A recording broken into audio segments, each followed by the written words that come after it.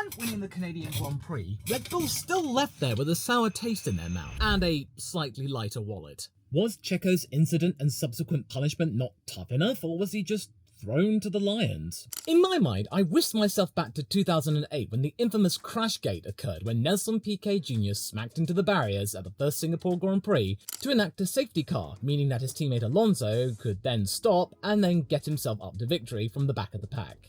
At the race just gone, Sergio Perez was instructed to do something that he really shouldn't have done, taking his car back to the pits, just to ensure that a chance of a Red Bull victory wasn't threatened. Now, on the surface, you might think that this incident and Crashgate are one and the same, and that you might be thinking that a massive penalty is coming Red Bull's way, or even a disqualification of Sergio Perez or Max Verstappen or the team itself in the Canadian Grand Prix. Yeah, it wasn't exactly a good look for Red Bull, but nor was it as egregious as 2008 for a start. That was planned, whereas this one was more ad hoc. And many of you out there on Twitter agreed, with the majority either saying no, it's not like Crashgate, or it's kind of similar but not as bad. But you can't deny, Red Bull right now in terms of the PR department, they're not looking great. But given that they're still getting results and are leading the drivers' title and constructors, do they care?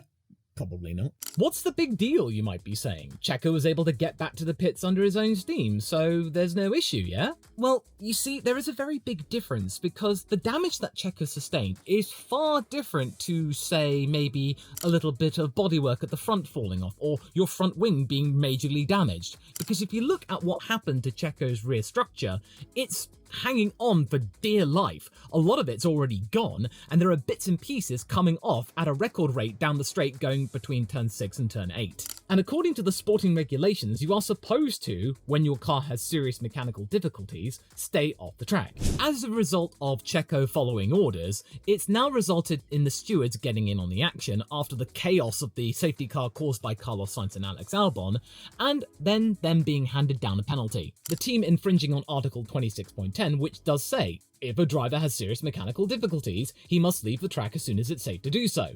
And in my opinion, there is no question, it's a slam dunk penalty in the eyes of Checo, because if you look at the track map and where turn 6 is, where Checo went off initially, spinning off in the same place incidentally where Sebastian Vettel did, and that gave Jenson Button the win, that's why Lando shouted, "Sir Vettel!" on the cooldown room video. At turn 6, there is a place for cars to park up or to leave the track, or for recovery vehicles to enter, which we saw in earnest when Zhou Guanyu popped up at turn 6 earlier in the weekend. Red Bull, in good faith, should have really stuck to the rules and told Checo, if you can, get through the escape road to avoid a safety car, because he could have just turned left and then right a little bit, or maybe he could have just gotten a little bit further off the racing line. The stewards could have then gotten through the escape road, and then that would have been that. Checo probably was aware of the fact, since there are many drivers' briefings about where you can and can't leave the track. He could have just gone, well, I could just leave the track there, but considering that he's just gotten a contract extension and by Christian Horner's own admission had had a horrible weekend, he probably didn't want to go against team orders and cause some more headaches or make them even madder at him than they already were at this point. And also, it's really the team's responsibility to ensure that a driver does follow protocol in case they do forget in the heat of the moment when they're in the middle of the race and driving cars that are capable of going over 200 miles an hour. It's on them to aid the driver. Another thing that went into his bringing the car back to the pits is that Red Bull knew the maneuver was dangerous and against the rules, but did so since a potential outcome would have been a safety car situation and could have affected Max Verstappen's race, since he was only a few seconds ahead of Lando and the others. Would it have though? Really?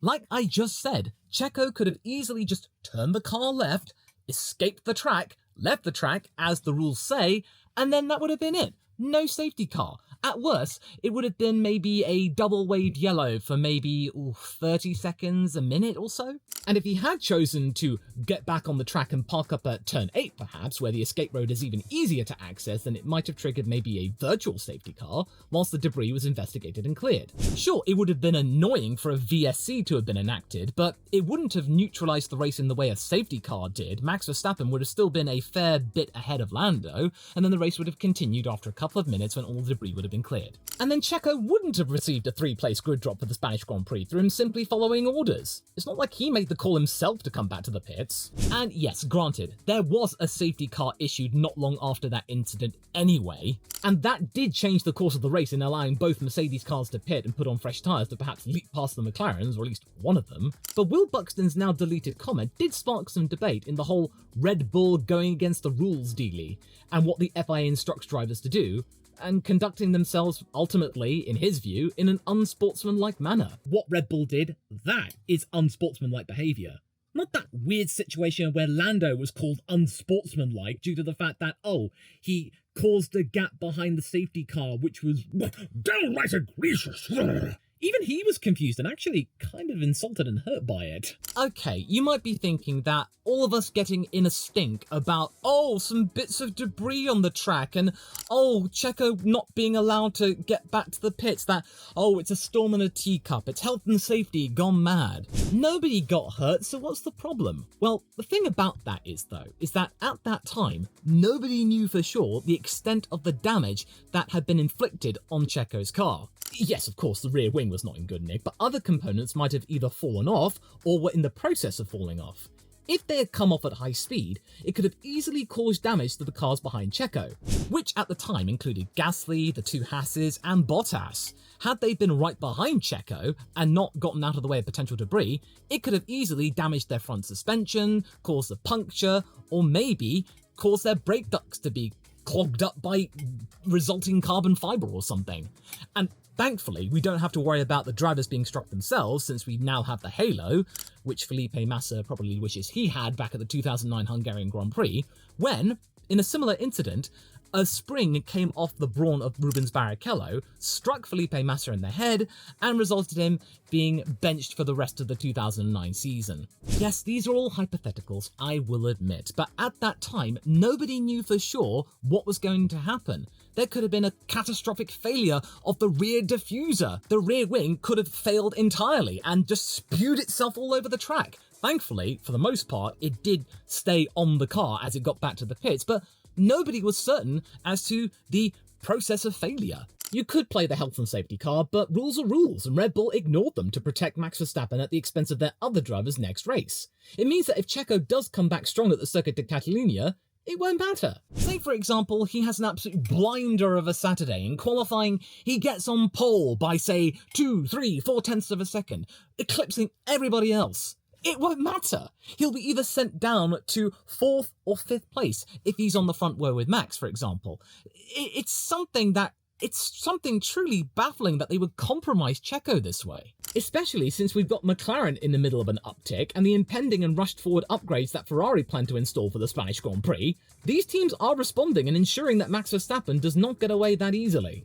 And what makes this all the more puzzling to most people is why Red Bull winningly came clean with the whole thing. That they admitted that they had broken the rules, that they wanted to prevent a safety car situation from happening. But if you think about it, them telling Checo to come back to the pits to retire the car, that would have spread out debris and potentially caused a virtual safety car or safety car anyway. So that logic is kinda backwards. And also, he could have just turned left. There would have been double waved yellows at worst. That was it. And therefore, they wouldn't have had to go to the stewards and therefore drag themselves through the PR sludge once more. And if you think about it, had the situation gone down differently to what it had done before, Carlos and Alex might not have collided. But yes, I know, ifs and all that.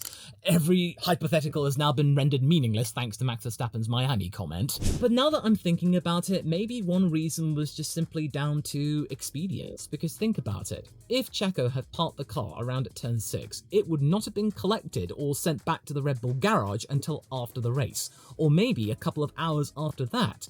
And in the middle of packing things down, breaking down the cars, getting ready to ship all the components out to the next flyaway race or back to Milton Keynes, you want to get ahead of yourself. And you can easily just bring the car back in a couple of minutes, just take any penalties or fines on the chin, knowing that logistically you're still okay because your race was already done anyway.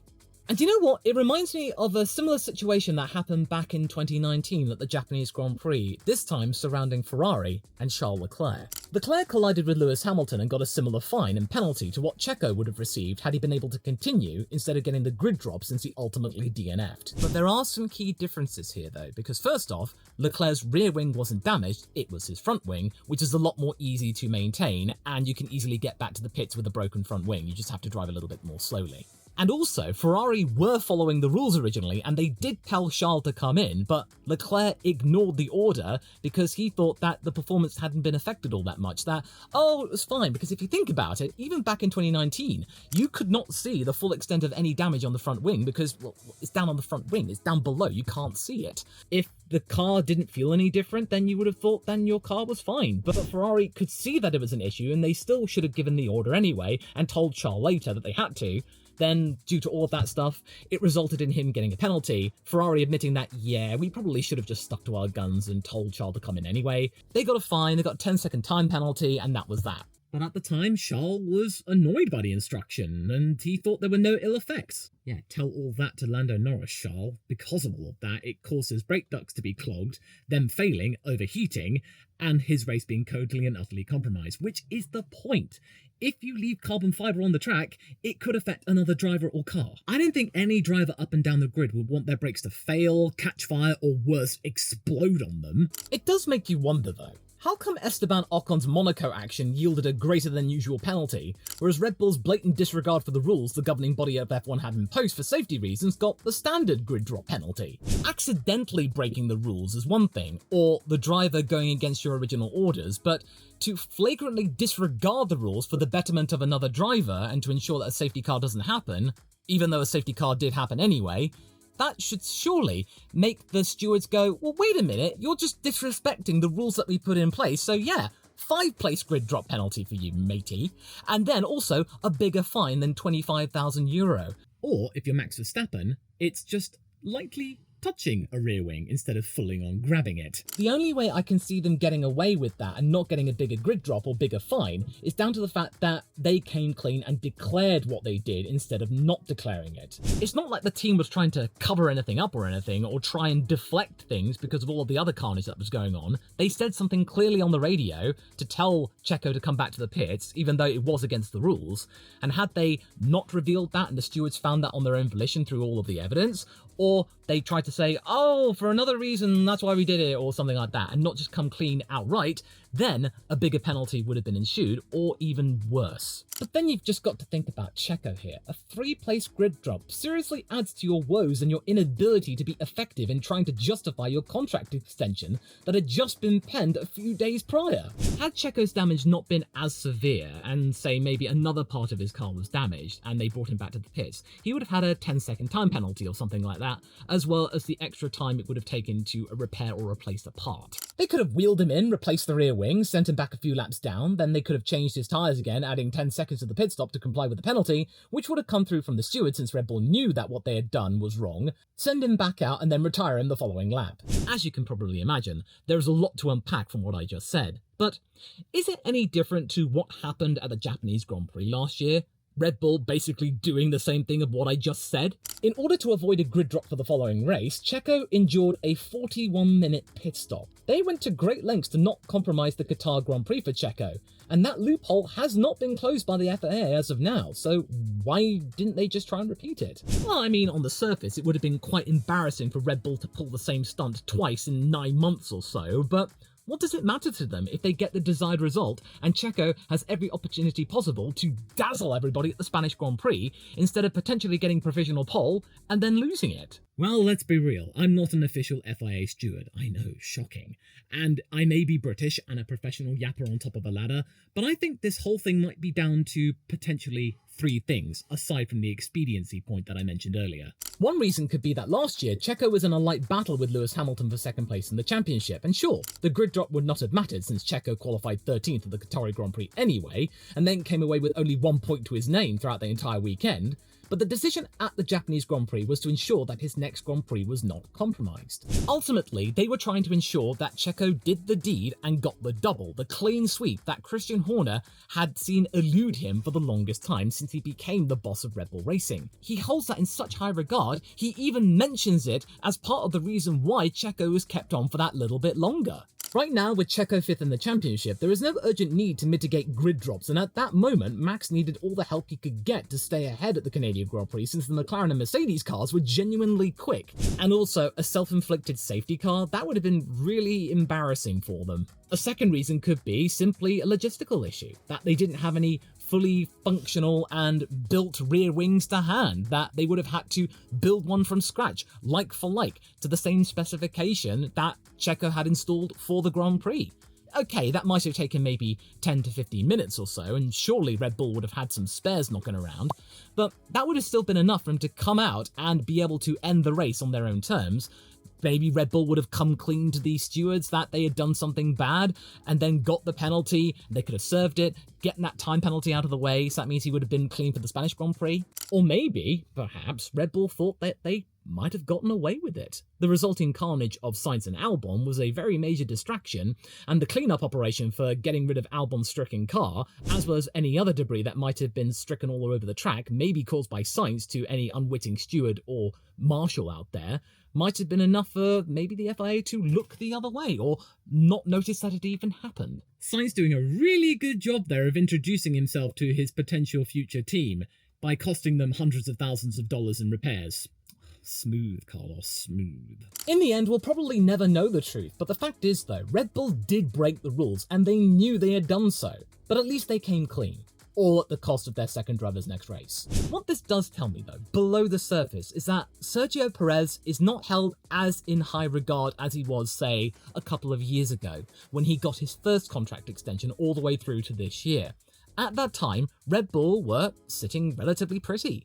They were on the cusp of total dominance for 2023, the RB19 merely a glint in Adrian Newey's eye. All was looking well. The dynamic between he and Verstappen looked rosy. Checo, apparently to Max, was a legend.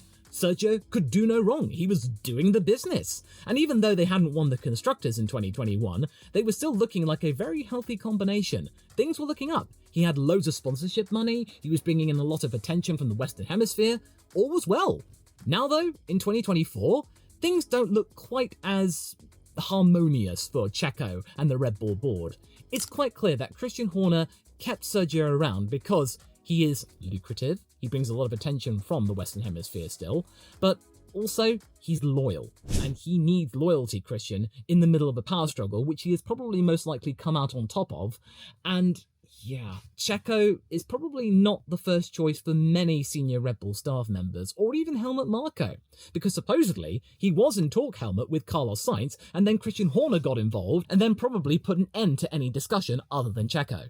In truth, I have no idea what's going on behind the scenes. No F1 content creator does, but we can easily see that Sergio Perez is not nearly as beloved amongst the team as he was back at the beginning of the Red Bull domination period. But does he really care though? Because he's got a good deal for at least one more year. He has got another chance to try and make good and try and keep himself around for 2026. Should Max Verstappen leave, go to another team, or leave the sport entirely, he can then take up the reins for the continuity's sake of Christian Horner as the team leader. Something I talk more about in this video here that you can go and watch right now. Things are still looking good for Sergio, he just really needs to not have any more of these horrible weekends.